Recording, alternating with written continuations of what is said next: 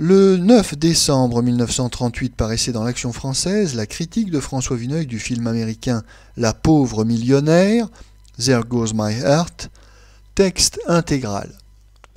La pauvre millionnaire que montre cette semaine le Biarritz n'est pas un film désagréable, mais il a été rigoureusement confectionné comme une auto Ford à Détroit. Le prototype a été lancé depuis longtemps, c'est New York-Miami, on l'a expérimenté un peu partout. Il a subi quelques modifications de détails. Les pièces détachées sont toutes prêtes dans les usines d'Hollywood. Une équipe de contremaîtres et de manœuvres, 3 coups de sifflet, et l'assemblage commence automatiquement. Cela n'est pas une métaphore.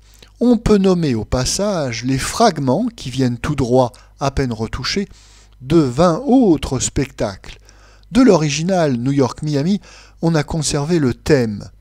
Une jeune héritière, ennuyée de ses colossales richesses, qui fait une fugue incognito. Le journaliste n'est plus joué par Clark Gable, mais par Frédéric March. Ce dernier est devenu du reste grand spécialiste de cette profession à l'écran. Le journaliste est aussi nécessaire désormais à un film américain que le moteur à une automobile. Frédéric March, chargé de tirer de la copie sensationnelle des faits et gestes d'une jeune excentrique, s'en prend furieusement, comme dans La Joyeuse suicidée.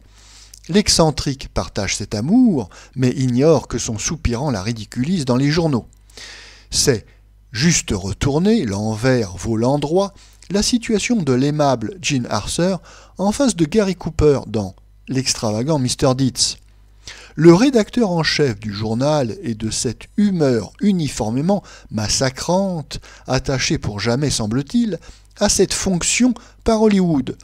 On transporte ce personnage de film en film, en changeant à peine l'ordre de ses répliques.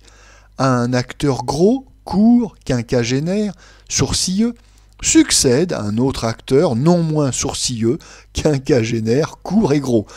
C'est à Eugène Pallette, cette fois, de prendre le tour de garde.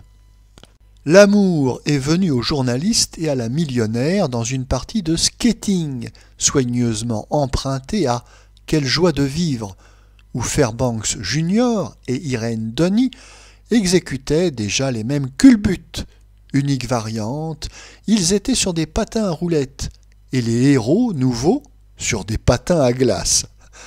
Je m'en suis tenu à des films récents, mais on pourrait indéfiniment continuer ce petit jeu de puzzles, en remontant un peu plus loin. Je livre cette distraction à mes lecteurs les plus érudits. Comme je le disais plus haut, La pauvre millionnaire peut être vue cependant sans ennui. Les quelques gags destinés à raccorder les morceaux sont bien choisis. Les acteurs, qui doivent avoir l'avantage de ne pas posséder une mémoire trop fidèle, font avec entrain le métier le plus fastidieux en apparence. La comédienne, chargée d'interpréter le rôle de la vendeuse, compose un excellent type populaire de New York. Mademoiselle Virginia Bruce, partenaire de Frédéric March, se confond vite, dans notre souvenir, avec des centaines d'étoiles minces et platinées aussi. Mais elle joue avec un gentil naturel. La scène du skating est trop bien réglée pour ne pas faire rire. Cependant, le mode d'usinage du film n'indique que trop la crise d'imagination que traverse tout le cinéma, celui d'Amérique le premier. Le taylorisme intégral d'Hollywood ne peut remplacer indéfiniment les véritables novateurs que l'on a partout découragés.